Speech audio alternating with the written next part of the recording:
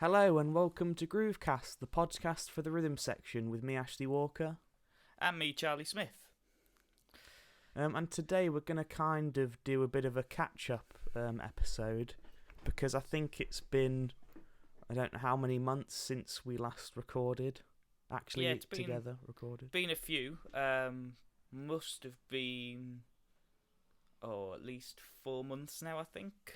Something I like think that. Middle of August, towards the end of August, something like that.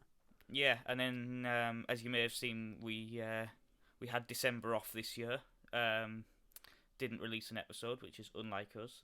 But it was just one of those times of the year, as we're going to get into. We've had a fair bit going on between the two of us, and then so back to regular scheduled programming now, I think.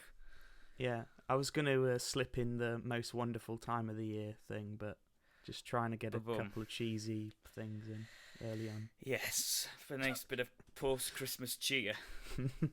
Bar humbug. Indeed. So we didn't do a Christmas episode this year, which, but we've already done one of those, so if you want to find a Christmas episode, go back digging through the Groovecast archives, and there is one there. I think it's episode 6 of the first season, but I might be wrong.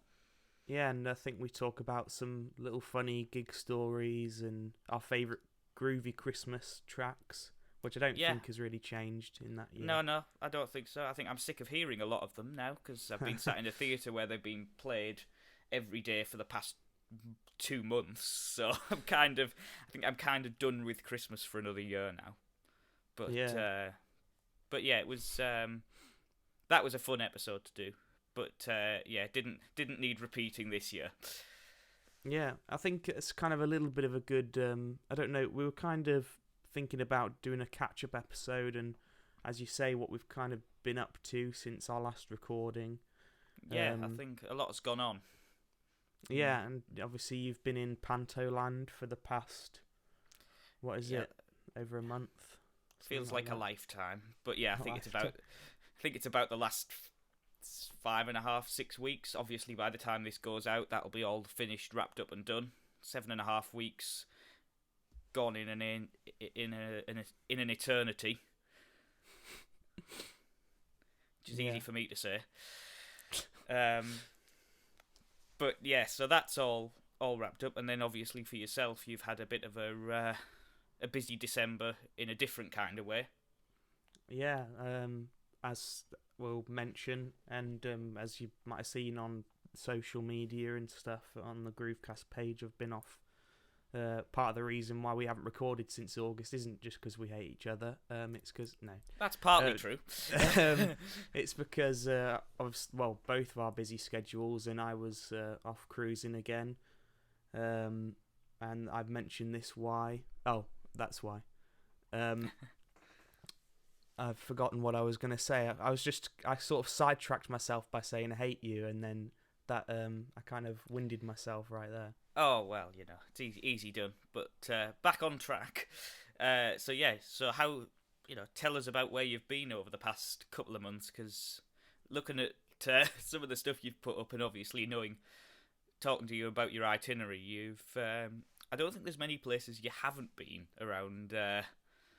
Yeah, certain. I think it's kind of in keeping with the Christmassy feel as we've kind of started off on. I think I've seen a lot of more of Norway than I thought I would in my life. And just before recording, we were saying it only took me 3 visits there to realise one of the places we went to in Norway was a place called Bergen, and the last time we were there, which was about August, early September, August, they were doing a big like music competition or something like that, and there's a big venue there, and it's like the Edvard Grieg like theatre or something, and there's a competition that they do, and then I saw we walked around the corner, there was a statue of Edvard Grieg, and I was like, what's all like? Oh wait, hang on, he is from Norway, isn't he? I was going to say, he's Norwegian. The only reason I know that is just from the Morecambe and Wise sketch when they say Norway something or other. Yeah, that's the call him up on the phone. Yeah. Yes, And it turns out that was on the other night, as we were we were just saying before we started recording that obviously Morecambe and Wise at Christmas has always been a something they repeat on the telly, but so I was watching that just the other night. Christmas tradition. Yeah, absolutely. That and a Muppets Christmas Carol. It's the top tier of festive viewing. But yeah, Edvard Grieg's from Bergen originally, so it only took me 3 visits there to work that one out. Obviously, not the most perceptive. Bit of something you know now, that you can go and say hello to him and pop in for a coffee every time you're back over there. Yeah, bit of culture. It's the one. But yeah, I remembered my train of thought before was being busy, and in December, like you say, that's part of the reason we didn't manage to get part of the reason we couldn't get a podcast in was I wasn't back till the start of December, and you were heavily in Panto land, and as everyone knows, Christmas and December can be a bit of a hectic time, last minute Christmas shopping and or last minute Christmas gigs in my case. Yeah, I think I've never done so many 3-gig days in my life. I think I did 2 or 3 of them in the last month, which is it's been pretty full on. Doing 2 pantos and then something else, as we'll probably get into in a little while. But let's take it back a little bit, and sort of maybe try and move chronologically through a little bit as best we can. It's funny when you're like on the ship, and it's sort of, I think, like when you leave school after you've left secondary school, you kind of lose all and summer holidays and stuff. You kind of have no concept of time, or the months and days and weeks pass you by. And when we were going to do this episode, I was trying to remember what order and the place I've been to, and I had to kind of go onto my social media and see the photos to remember what order I'd been to places in. But yeah, I remember. For me, if I go first, sort of, I think in September kind of time. It was the good thing about this last contract was as it sort of got close to the winter. I think the cruise company had thought of that. It had been to all hot places, and so it wasn't like Northern Lights or anything like that this time. I went to Italy, back to Italy, which I've only been there once so far, and went to Palermo and Salerno and all the other O's. And that's the obviously had some pizza, which I think you have to do, don't you? As you know, I think that's got to be done when you're over in Italy. Make the most of the food and the views and the food and the wine and the food. Yeah. And speaking of wine, and then on the same cruise we went to Lisbon and Madeira, which is the home of, well, it's not as fun to talk about now for football supporters, but the home of Cristiano Ronaldo, which we, the people that I was on the ship with, are big Manchester United supporters. This was before all this Cristiano Ronaldo stuff's kicked off. I'm just keeping you informed, Charlie, because I know you're a Middlesbrough supporter at heart, but that's where it kind of ends for you. That's about it, yeah. But yeah, there's like a statue of Cristiano Ronaldo, which I've been told about because he has a hotel there. And if that looks like Cristiano Ronaldo, then I'm George Clooney. Oh well, it's not the most flattering, but it's a good thing Madeira's famous for the cake, isn't it, rather than the footballers. Yeah, and very nice port wine, which I did get a little bottle of that, which will be getting opened soon, no doubt. Excellent. And yeah, it's what was funny as well we went to Madeira, I think earlier in like September, October, and then we went back on the last cruise just as the World Cup was kicking off and everything. Pardon the pun. What was funny about that one? That's getting edited out. Yeah. Not really.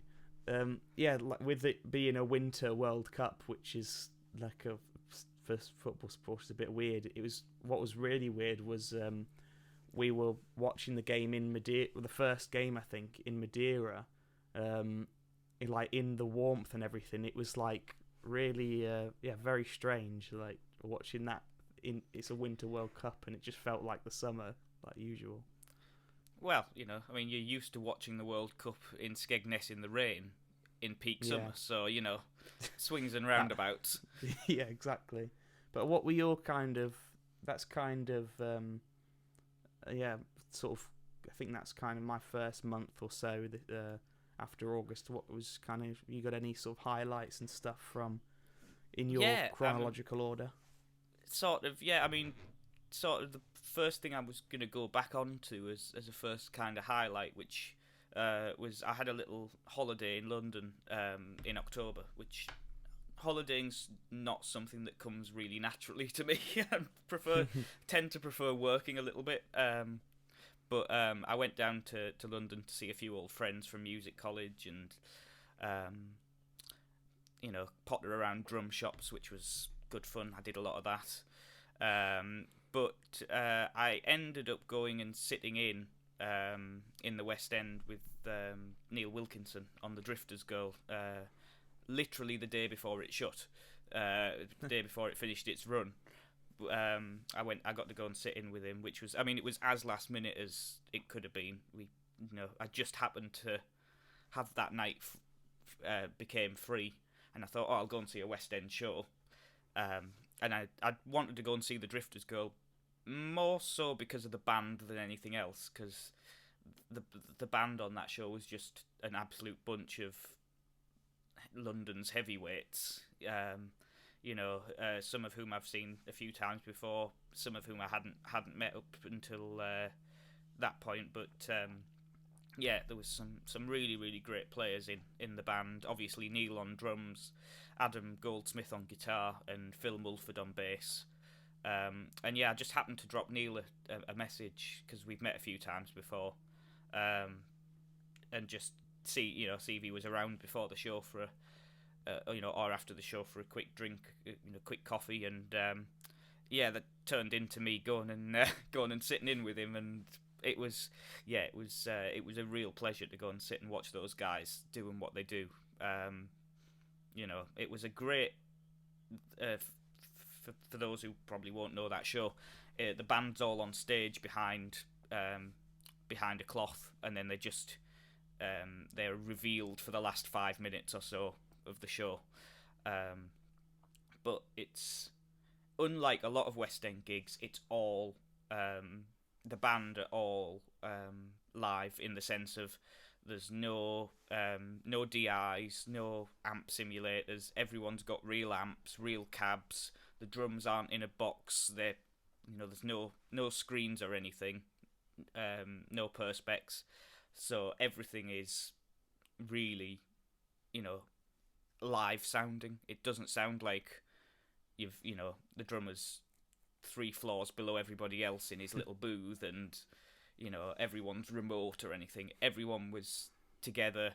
The bass player Phil was sat right next to Neil, so the groove was really cooking, and it was just a great sound. And I think, as I remember, it was like 2 keys, guitar, bass, drums, percussion, and then trumpet, trombone, sax / multi-reed. So it was a really, really great setup. And all the guys on that show were just phenomenal. It was just really great to sit in and watch them do their job. And I was really glad and thankful for Neil for letting me come in with him and see the show from that side of it, which no offense to the show, but that was the best seat in the house as far as I was concerned. I didn't get to see any of the action on stage, but I got to see the engine room, and that was good with me. So that was kind of the peak of a really nice little trip away for me in October time, I think it was. And sort of after that, it was getting into getting back into the gigging world, I went and did a little fly-out gig on the Isle of Man, which was nice. It wasn't as exotic as some of the islands you visited on your travels, but it was exotic enough for me. And although I didn't see a statue of Edvard Grieg, I did end up passing by and having my photo with the statue of the Bee Gees. So I bumped into the Bee Gees while I was on the Isle of Man. I was just out there doing a little dep gig with like an 80s theatre show I've worked with on and off, doing odd little gigs with, and it was great fun. Flew out one day, did the gig, flew back the next day. So, I think I only took sticks with me and my pad. Everything else was hired in for us. So it was a good little show. Audience were all into it, as with those kinds of shows they quite often are.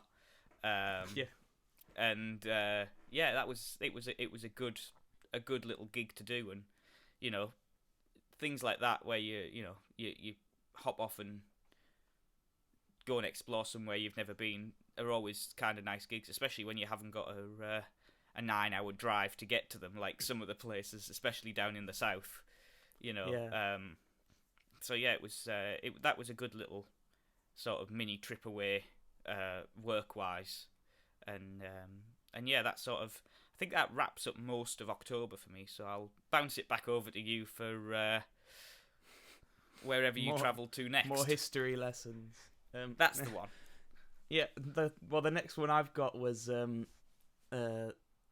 do kind of learn. Well, you learn a lot of stuff, especially cruising with people who have kind of been there and done it, and can give you a little, stuff about where you are. And one of the places we went around that time was Cork.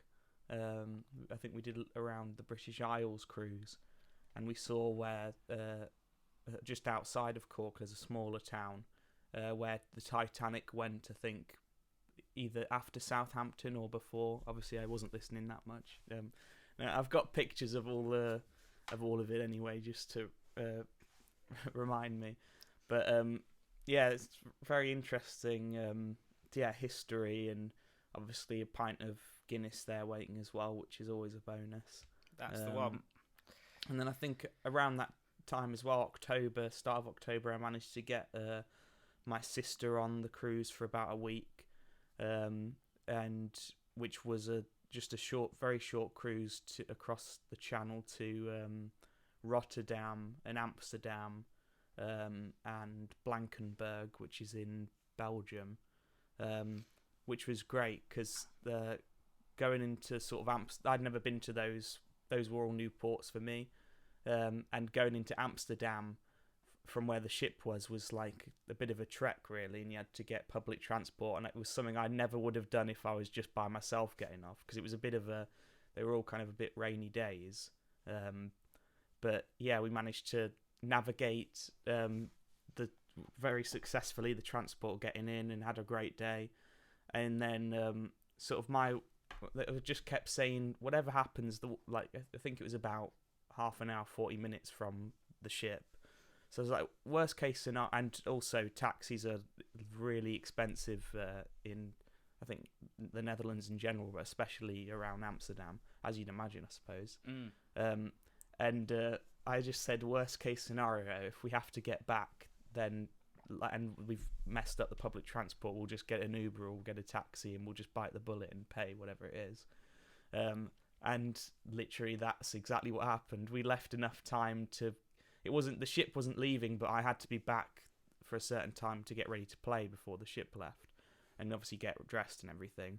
And obviously neither of us speak any Dutch or anything, and we managed to get on the same bus to go drop us off at the second bus, which goes back to the ship. And the first bus we got on just stopped in a random street and said end of the line. And we timed it so we had like 10 minutes to get to the next bus, and it was all meant to obviously be in the same station. And like I had absolutely no idea where we were, and I just quit. It was like, oh, we've got 10 minutes, we've got 8 minutes, and and then I finally just had a look to see where the next bus was, and it was like 15 minutes away walking. So we had to bite the bullet and get the Uber back, which again, if I was by myself, would have been, I think I would have been, close to tears maybe. But because Katie was there, it was, felt everything was under control. Oh, good. But yeah, that was Amsterdam. Was great. We went and had a little look. There's a statue there of Anne Frank, I think, and the thing there is, I think that one of the things they're known for is chips with like mayo and ketchup. They do. Yeah, I think possibly more Belgium, but yeah, definitely in Holland, I think they're big into frites and mayo. Yeah. So we went and had a sort of version of that, but it was like with cheese and bacon and a couple of Heinekens, which is about the most fresh Heinekens you're ever going to have. And similarly in Blankenberg, there's a famous little bar there where they do like the strongest Stella you're ever going to have. Obviously, Belgium's kind of known for its strong beer. But it's like whatever the percent is in England, 3.8 or 4% Stella, it's like 7.8 in this Blankenberg.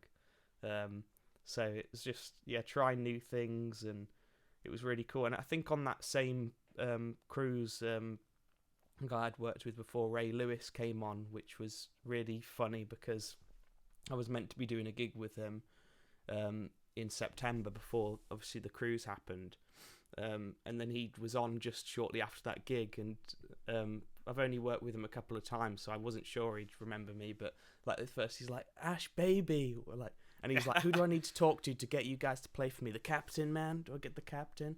No, please not, Ray, just but it was great. And so, and like when you do the cruises as well, it's just, obviously it can be sometimes a bit lonely and you're a bit homesick, and like you see just a familiar face and all of a sudden you just gravitate to that person straight away because it's like someone you know from another life, really. But yeah, he was great, and so that was kind of my October, I think. Excellent stuff. But yeah, I mean, I suppose for me after that it was got into dainties territory. As we kind of got into this year's sort of touring work, which with one thing and a panto, I didn't end up doing the entire tour this time round. I just sort of did about half of it.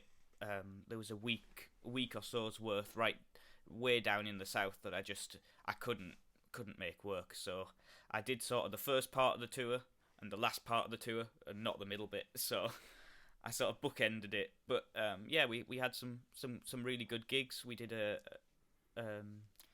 went back up to Scotland to Edinburgh and Glasgow, which was really nice. I've played in those venues a couple of times, and always really nice audiences, really really good places to play, and nice places to work.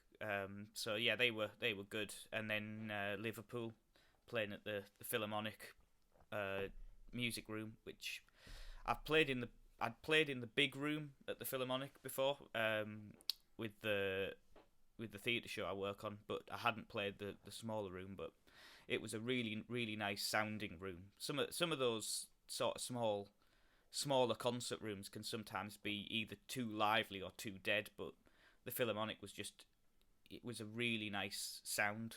Had a great tech crew there who really looked after us, and I don't know how many we had in, but it was really busy. The room was really full for the band, so it was good.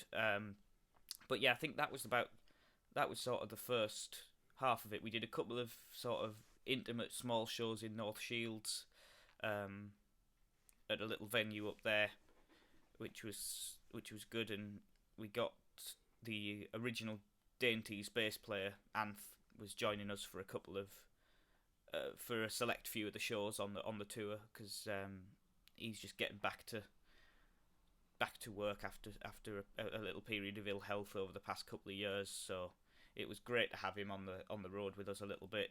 He did Liverpool, and he did those two in North Shields, and he did a couple of the others that we're going to come to in a minute, when we get into sort of November time. But yeah, we got the first sort of, I think, 4 or 5 dates out the way, and then the panto bus started up for me. So I was in the theatre, sort of getting into all of that with all the bells and whistles and fun that brings every year. So that was, yeah, it was. I mean, doing the panto was like getting into an old pair of slippers, having done it at the gala in Durham last year, and then again this year. There wasn't really, in the sense of my job, there wasn't really much difference. It was a nice new score to have a look at, and same MD, different band lineup this year, different guitarist, different bass player, but all great players, and I think it's pretty safe to say we make a pretty good noise. Yeah, the Wolfpack of the panto world. Yeah, I wouldn't go that far, but but no, it's it's one of those gigs. You just once you get into the motion of it, you forget where they've all gone, and next thing you know, you passed the halfway point. Done all the school shows, which are not anyone's favourite, because it's some of them can be like an absolute riot of kids in the audience. But yeah, we're, as we record this, I think about over 2/3 of the way through. So final stretch now towards the end of that. But yeah, I suppose we'll throw it back to you for where you went next. Yeah, well, I think around that sort of early November, obviously, was sort of the Remembrance Day and all that kind of thing, and obviously they had a service and all that on the ship. But one of the really cool things was we were in Gibraltar, I think on the 7th of the 7th, not the 7th of the 7th. That doesn't make any sense. The 11th of the 11th. I've slept since then. It shows. Yeah, we were in Gibraltar on the actual day, and so we got to go and watch. They had a big ceremony in the sort of parliamentary square, and that was really cool. Like one of those things you always sort of remember, being somewhere so far away, but obviously it's British territory, so it was very strange but really cool. And another sort of another, like one of those things you always remember, and like I was saying before, with seeing a familiar face was earlier in the year I'd met somebody on the ship who was a sort of a crime specialist, and I didn't realise at the time was actually a writer as well. And the people I was working with knew her from previous cruises. And at that time, it's not fun to talk about, but I was reading I'm into crime things. I was reading the Dennis Nilsson book at the time. I was really great reading that. A barrel of laughs. Oh yeah. And she knew about that book, and so then this next time getting back on, she was on the ship for our last cruise. So it was like, oh, I know that name, and like she obviously remembered us, so we kind of gravitated. Big football fan, and just like the woman of my dreams, really. Crime and football. In that order. And yeah. So she's called Diane James, and so we kind of. She said, "Oh yeah, I actually write crime novels and stuff as well, like true stories and my own ones." And I ended up Googling her and realising she's like an award-winning author, and she ended up giving me, because we were talking about the books again, and so she ended up giving me one of her books and doing a nice, signing it and stuff for me, which was really great. And then just the last thing on the cruise front before December was Alfie Bow came on with his band, which which was really cool. And a drummer that I knew but didn't really know the name of. Obviously, the drummer in our band knew him, Pete Ray Biggins. He was playing drums for him, so and just him and his band were really lovely, and all came over and introduced themselves, and we managed to catch their set, which was just like the sound was like a concert sound just on the ship. It was like really cool, but yeah, really nice guy, and just one of those perks that you get sometimes when working on ships, and yeah, absolutely. You can't argue with that one, I suppose. And, and speaking of famous musicians, back over to Charlie Smith. well, I'm not a famous musician. Never will be probably, but not a complaint. Yeah. So for me, alongside the Panto stuff, it was just getting. I did a few other odd gigs here and there. So the Dainties tour kind of continued. We did a little run down sort of around and about Yorkshire way, really, doing Hebden Bridge, then over to Hull, just getting into your sort of territory over there, and then from there on we went to kind of what you would consider a home gig for the band, which was the Sage in Gateshead, which we were back in Hall 2 again, another sold out gig there, which was really nice, and it was good for me because I had some family in. My grandparents were in, which was really nice, and it was a really good vibe. And again, we had original band lineup with Anthony bass, Gary on guitar, Martin, and then obviously it used to be my granddad's gig, and now it's mine. But so it was a really nice gig to do there, and having grandparents in was really nice, and just a good way to sort of round up that kind of part of the tour, because it was that sort of was the close of the regular tour dates, if you like.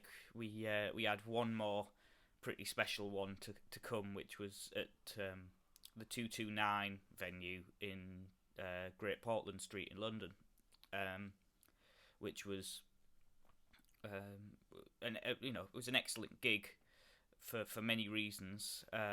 It was a bit of a trek to get there, as I was saying earlier. I think it took us 9 hours to drive for the guys to drive from Sunderland to then pick me up and then all go to London. I think it was 9 hours total, just with I think the rail strikes were on, so the roads were a bit busier, and it was when we were having that really cold, freezing spell with loads of snow around and things. So I think at least once the sat-nav tried to take us down this road of sheet ice that we wisely decided to ignore.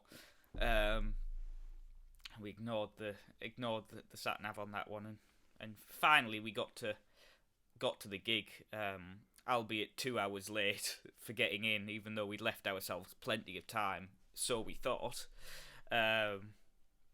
But we managed to get in and get set up, get sound checked, and we had a special guest for that gig, which was really nice, with Tom Robinson from the Tom Robinson band, and he got up to do 3 numbers with us. We'd met him once before. Funnily enough, the last time we did the Great British Folk Festival at Butlins Skegness last year. He got up and did a bit of backing vocals on one of Martin's tunes, because I think they're all mates, and I'm sure Martin's done odd sessions for him on his Radio 6 show a couple of years ago. So they kind of known each other a while, and he agreed to come and do a little guest spot at the London gig. He got up and did 3 numbers. So he obviously did 2468 Motorway, which is probably the tune he's best known for. But he also did Sing If You're Glad to Be Gay, which was his other sort of big hit, and then War Baby, which was, I think, his sort of resurgence a bit later on. So it was like 3 tunes in the middle of the set. Because of all of the fun of the day, we didn't really get much time to even rehearse them. It was quick talk through it in the dressing room for the most part, and then go on and see what happens. But he was a pleasure to work with and to play alongside. And I mean, you always have that sort of, I don't know if it's just me, but with a lot of those songs, you want to get them right, but especially when the guy who wrote them's there, there's that bit of pressure that you want it to be, you want him to be happy, you want it to be right. And we had when we were sound checking 2468 Motorway, he stopped us a little sort of a bit of the way through, and he just wanted it busier. So I mean, I'm naturally not a really busy player, in terms of, I like to play, just try and keep in the groove and keep it going, and get a good feel rather than playing loads and loads of fills. But Tom wanted loads and loads of fills. He said the guy who played on the original, he just filled every single gap around every line of vocal. So he was just said, go for it. And he actually scrawled on my little chart that I'd written out for the tune. He said it is not possible to play too much on 2468 Motorway, and signed it. So I've just put that on the wall, put that in a frame and put it on the wall now. So that was pretty cool, and it was a great way to round up the kind of the Dainties tour as a whole. We had one extra gig that was a non-tour gig, which was about a week after that. But as far as the tour as it stood was concerned, that was where we wrapped it up. And the last little gig was just a really intimate night in a little venue up in Hexham, for about 40 people. So it was really, really intimate. And we've joked before about small stages, but this one was really, this was about as small as it gets. I managed to have a full kit on there, albeit with a very shallow bass drum, thankfully, because I think my kit took up at least a third of the stage, if not more.